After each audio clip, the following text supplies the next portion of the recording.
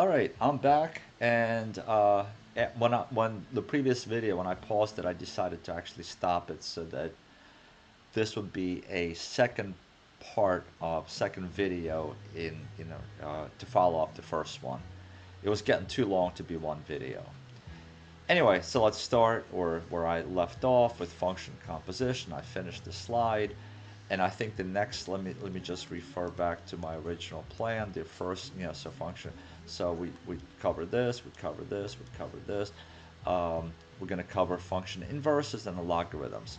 So again, this video is really designed to reinforce or introduce. Hopefully, it's not introduced. Hopefully, you have all of these skills already, but reinforce which skills will be more vital, more important for your calculus success, even though they themselves are not calculus. Everything I'm doing is out actually either Algebra 2 or um, pre-calc at best. Anyway, let's continue. So function inverses, f and inverse. So if you have two functions, they're inverses of each other. They undo each other. That's what the inverse does. Inverse. I'm not going to get into all the details of what functions will, what are the conditions for inverses, that it has to be one to one and so forth. I'm just going to um, assume that you've had a pretty good treatment of it in your pre-calc or your previous skills. But the idea is the following. So if you have, like, let's say a g function, you have g of x, and then you have f of x, and it could be, whatever. It could be exponential, it could be a lot, whatever. So the idea, when functions undo each other, if I compose these two functions, plug one function to another one, they undo each other, meaning you're going to get back to the original input, which is just letter x in this case. So this is in fact, this is a condition that the functions are inverses of each other. If this happens and you get back to the original input, in this case I'm using letter x as my input. So let's do an example. Let's do I don't want to say easy or difficult, off the top of my head. I'm not going to go with something really simple like linear functions. I'm going to go with something a little more complicated. So let's just pretend, not pretend, let's actually do it. So f of x, well, I like this color. Yes, f of x equals, we'll call, y equals, let's say this is 3, I don't know, cosine of x squared, just, and then we'll follow up with minus 8. I don't know, something like this. Okay. So what this, by the way this is written, minus 8, make sure you understand, minus 8 is not part of the cosine function. This is, like, you could think of this is my argument. This is my input for the cosine. This is outside. If I wanted to include the minus 8 as part of it, I'd have to actually put the parenthesis out here instead of here. But we're gonna do this, and most likely, not guaranteed, but most likely it could be written without parentheses, and you have to understand what this is. Okay, so I'm gonna invert it. In fact, I know, from a little deep knowledge, I know that it's not truly invertible. This will create this is not a one-to-one function, but I'm still gonna go through the process of finding f inverse of x. So question mark. So basically, it's inverse operations. That's really what it is. It's like solving an equation. So, but before I actually do that, uh, the idea of what an inverse is, it really reverses your x and y position, and that's good enough. So, as an example, let's say if I have an f function where x equals 3 and this is 5. Well, for f inverse, what used to be an output for this would be 5, 3. That really is. That's all there is to it, especially with numeric values already. Now, when it has a complicated algebraic expression, yeah, we have to go through the motions or do the algebra to actually find f inverse. So I'm calling this function f, and let's do find its inverse. Well, it's the first thing I do here is I reverse my x and y. I swap out my x and y positions. So this is x here, 3 cosine of y squared minus 8. Okay, minus 8. So here we go. Oh, I should have, before I say here we go where? We're going to solve for letter y. I mean, technically speaking, what I just did, I did create f inverse. I created, function inverse. However, we want to see this in terms of y equals and solve for y. That means we have to isolate this y right here, isolate it. So what are your inverse operate, normal, solving equation operations? You should be able to do, I don't know, 3 steps or at least 2 steps ahead. So this, I'm going to write, the first step is obviously you add 8 to both sides, and then you can divide by 3. And then so this is what I have here is x plus 8 divided by 3. And what's on this side is cosine of y squared. Okay. What's my next step in trying to isolate y? I'm going to take cosine inverse of both sides. So cosine inverse, and they undo each other. So if I do cosine inverse, so here that's the step. On this side, this part cancels away, just leaving your y squared. So I could have actually just by looking at the original problem like this, go right to this. Um, I feel like by now, if you're in calc class, you really should be able to do the initial 2 steps in your head and just kind of write this. I prefer not to see, oh, I add 8 to both sides and then I divide by 3. I think it's just too too simplistic, and every time you rewrite it, there's a chance of making a mistake. Just because you're thinking of your next step and you just accidentally, like as an example, if I were to write, you know, somehow instead of x plus 8, x minus 8 as I'm writing it. I don't know. Just be careful about, mental mistakes, but you should be able to go to here pretty much right away. All right, so this actually brings up like a common mistake here. How do I solve for this? Well, I take square roots of both sides. I'm gonna rewrite this, just I'll put a y squared first, right? Like, not that it really matters. So, y squared equals cosine inverse of x plus 8 inside 3. Now, normally I would never do this, like rewrite this for my own benefit, but this is for demonstration purpose. I'd like to, for your benefit, I'm going to write. So this is for, up front. So what's my next step? Well, clearly square root both sides to get rid of that square. The problem with this, a lot of students will go to this and they'll say, oh, the answer is simply y equals, and in this case, you really can't simplify it, just kind of leave it this way. It is, big square root sign and so forth. The problem with that, that's not accurate. That's not 100% correct, because there's 2 answers to this. The moment I do this, the moment I take a square root of a variable that's already being squared, I am creating the plus minus situation. Technically speaking, I'm creating an absolute value on this side. So if I were to do this, I really should put absolute value here, or put plus minus right away, big root sign, kind of like whatever's inside. Okay. So as a refresher, why we do that, think of it on the side. This is like sort of my favorite example. If I do this, when I solve this equation, if you just say x equals 3 when you solve that, that's technically 50% incorrect, or you got 50% correct. The proper answer is, when you take square root of this, yes, they do cancel with a root, but this creates a root sign with an absolute value, which is plus minus. So it's plus or minus. So there's going to be 2 answers, plus 3 and minus 3. X equals, there's 2 versions. Well, when it comes to this kind of problem, yeah, it's going to be a positive version of this complicated, whatever this expression, whatever's inside here, and a negative. I'm going to leave it this way, just going to write cosine inverse of x plus 8 divided by 3, kind of like this, and just going to leave it like this. So technically speaking, this is not an invertible function because there's 2 versions of it. The original function was not one-to-one, but I don't want to get into that right now. All right. Yeah, I think let me see if there's anything to be said about function inverses anymore. Um, Short of no, I'm just gonna everything that comes to mind is basically restating what I already said, and I don't want to make this video much longer than it needs to be. Okay.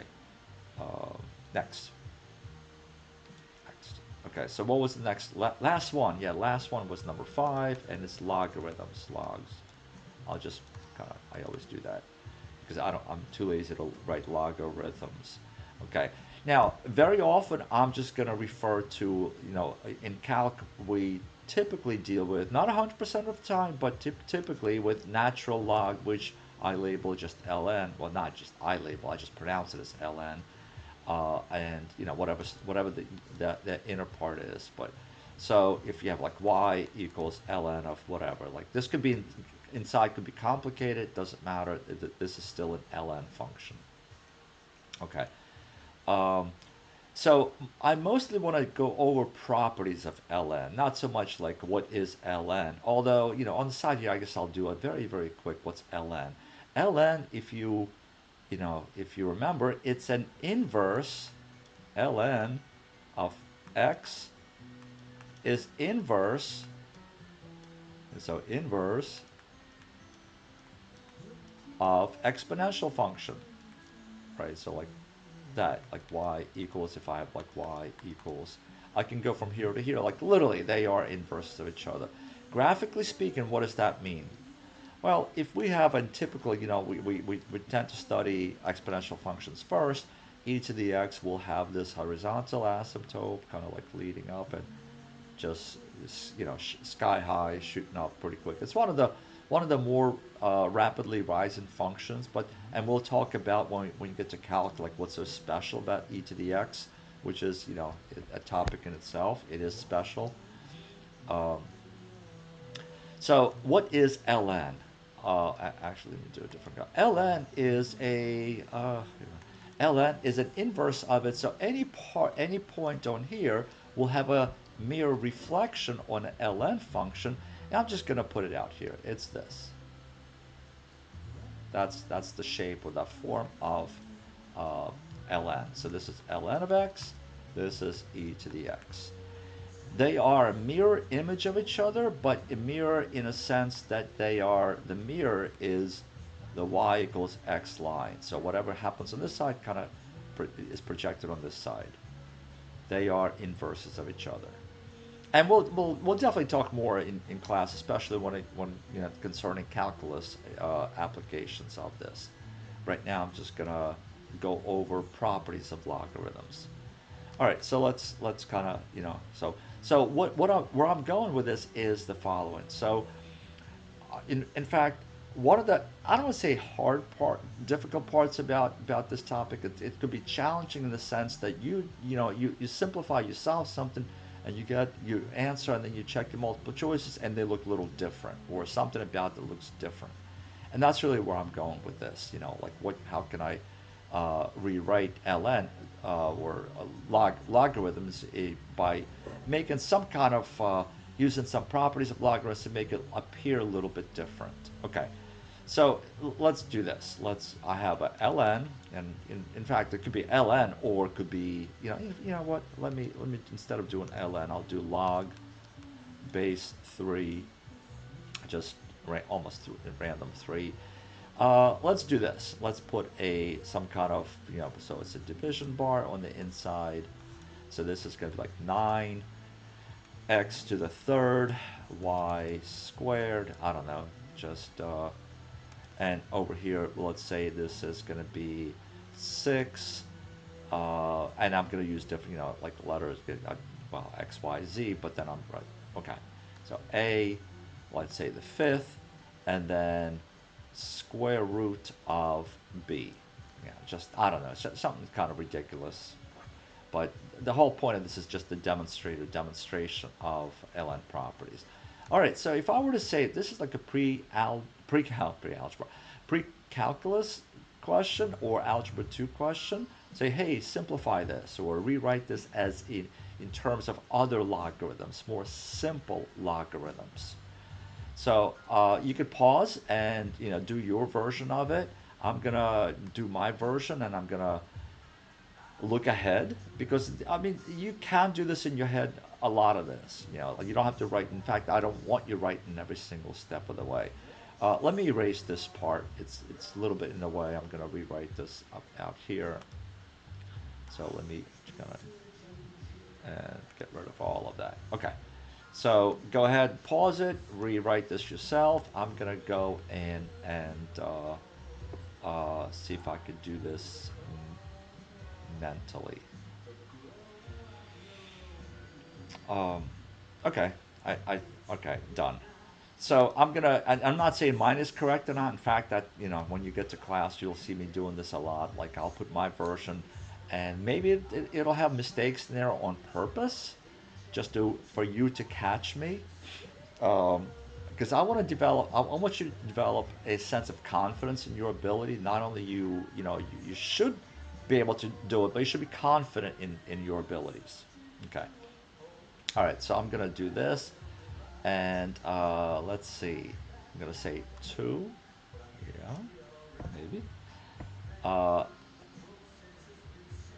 Plus 3 log base 3 of x plus 2 log base 3 of y minus uh, 1 minus log base 3 of 2. I'm running out of space here. Uh, in fact, you know what? Let me do this. Let me put this over here, so that, because I want to have one continuous line.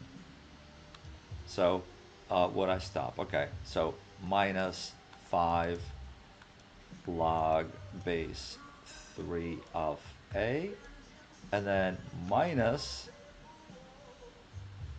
1/2. Oh, I don't know why I changed colors. Okay, log base 3 of b. Okay, so kind of pause that, take that in, and um, see if you agree. Okay, maybe you have something different, or maybe you have the same. I don't know. Okay, let's see. So let's see, what did I do here. Hopefully some of this is very clear. Let's see what should be very, very clear. This part should be very clear right here. I think everybody should agree with this, because this really is, every time I have a multiplication here between my terms, the multiplication leads to a and a plus when you break apart your logarithms.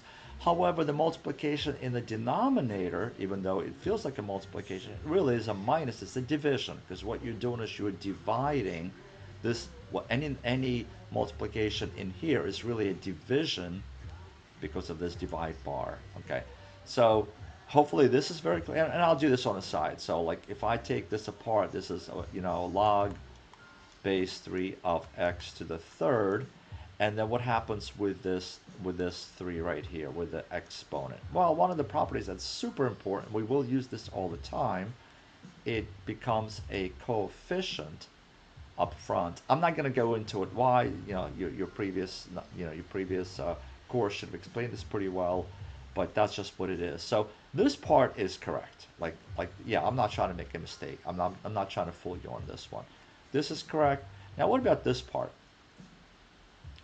right there on the y? Well, same idea. The 2 will come to the front right there. So log base 3 of y. That is correct as well. Okay. So, like, hopefully you recognize where I'm not being tricky, and maybe some places where I am being tricky. So what else is correct for a fact? Well, right there, this is, even though it's a minus, it feels like, oh, that's, but this part right here is reflected in this right here. It's a log base 3 of a to the fifth, but the 5 comes to the front, and it's a minus because it's in the denominator. So again, this part, I'm not trying to fool you on this. This is correct. And what does this 1/2 come from? Well, the 1/2 comes from the log base. I'm going to do this over here. Log base 3 of and it's a divide by, there's a minus in front of it, it's a divide by, that's a log. B to 1/2 power, because that's a square root, becomes and this 1/2 travels to the front, and so again, this, I'm not trying to trick anybody. Hopefully everybody got this correct. Now, what looks tricky, and some of you might be like, oh wait, I thought that the first term should be, this should be log base 3 of 9. And that is true. That is true. But think about what this really means. What is 9 in terms of a 3? 9 is 3 to the second power. And so this 2 comes to the front. And what's left is what? What is log base 3 of 3? Well, log base, if anything, of the same number here is 1. So this is really 2 times 1. This is 2. So on the side here, I'm going to write log, and then I'll erase it. Log base 3 of 9 is 2. And that's what I have right here. So the idea there was, if you would break this apart and your answer contains this, and then you get to multiple choices and you don't see log base 3 of 9, doesn't mean that you're wrong. It just means that they possibly did something. So you want to be confident in your abilities and not doubt, say, oh, I must have done something wrong. And no, just look for other forms, other formats, how it can be written. So let's continue with that idea. So let me see what's next. What about this 6 right here? Notice there's no 6 here, right? There's no log base. So what actually it is. So if I were to treat this is in the denominator. So down here I would have a negative log base 3 of 6. But think about, even though I don't have it written this way, think about what 6 is. Isn't that 3 times 2? Right? 3 times 2. So I could rewrite this as negative log base 3 of 3 plus, well, I'm going to put a this plus, that's a multiplication, plus log base 3 of 2. And again, I'm using the simplification. Well, what is this part right here? That's equal to 1, right? Log base 3 of 3. And that's why I have right here, negative 1.